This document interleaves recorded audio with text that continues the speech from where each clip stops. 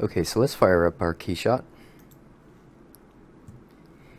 And the first window that should pop up is the Welcome to Keyshot window. And from right here, right below, you want to click on the Open icon here and go ahead and select whatever object it is that you're going to be working on. I'm going to be clicking the Japanese bridge here, and then you want to keep these default. And from here, just click Import. And there it is. Here's our object. Now, quick overview of the navigation. In order to move your object around, you want to go ahead and hold left click and drag, right? And that way you can select a different angle of your object. To pan your object, you want to hold middle mouse and drag.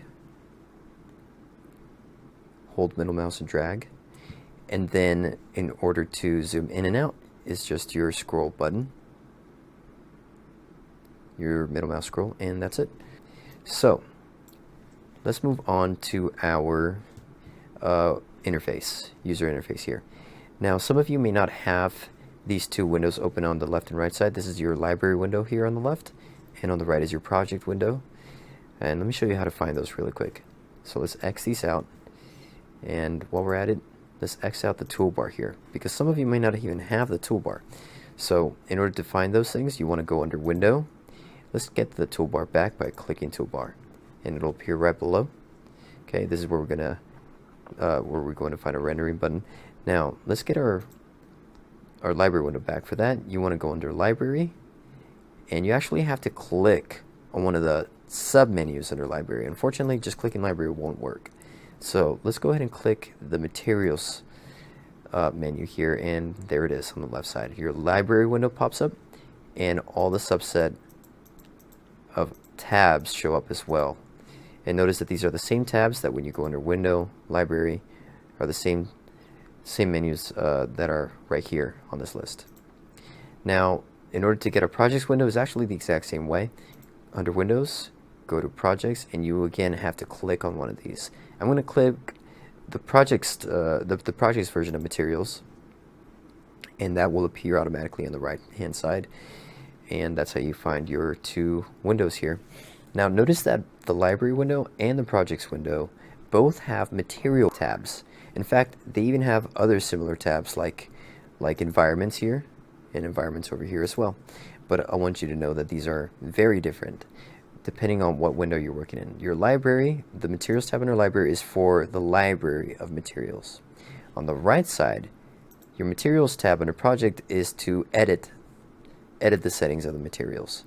So left is to find your material under library, and the right is to edit those materials. And the same for the background or the environment. Okay, the other thing that we're going to need is the Ambient Occlusion version of it. And in order to find that, go back to your library window, make sure you're under Materials, and go ahead and click Miscellaneous.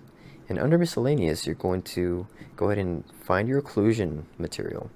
Go ahead, click and drag, and drop over the object. And notice that it's turned into this nice ambient occlusion version of it. Now, we want to make sure that the background is a flat white environment. So to make sure, we're actually going to go again into your library. You want to find the environment in your library here. And here's a list of different environment settings. You have 3-panel straight light, for example, 3-point light. You want to click and drag and drop into the environment. You see how the lighting changed? So, but we don't want any of this kind of fancy stuff with the lighting. We want a flat white background for ambient occlusion, nice and clean. So what you want to do is you want to pick your white, your all white background, click and drag into the background, and here it is. Nice, cleanly lit environment in a clean ambient occlusion version of our object. And same with this one. You're going to pose it in whatever it is that the object that you have requires. So some of them only have maybe one requirement, like profile, and some of them may have all three or more than that. So just go ahead and pose it, and that's pretty much it for that. So now we have our ambient occlusion, and all that's left to do is to pose it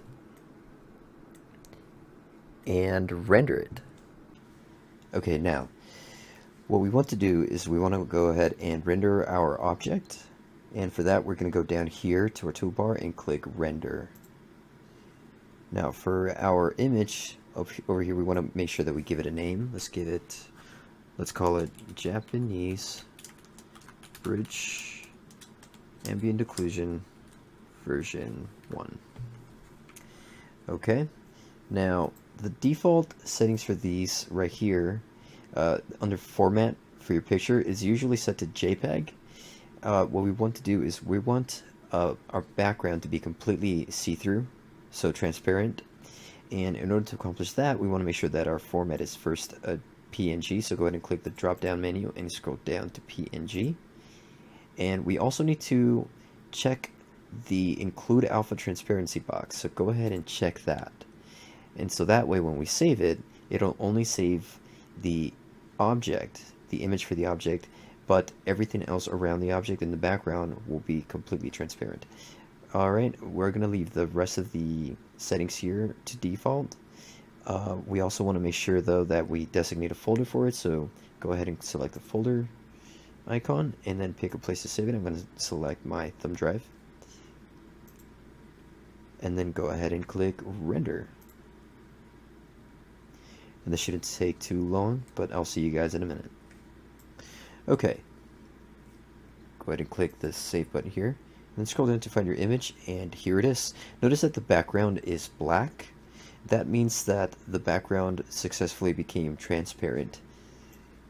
Over here, this isn't the actual background for the image. So we're good to go. We're going to go ahead and click Cancel. We don't need to hit save or anything. It is already saved.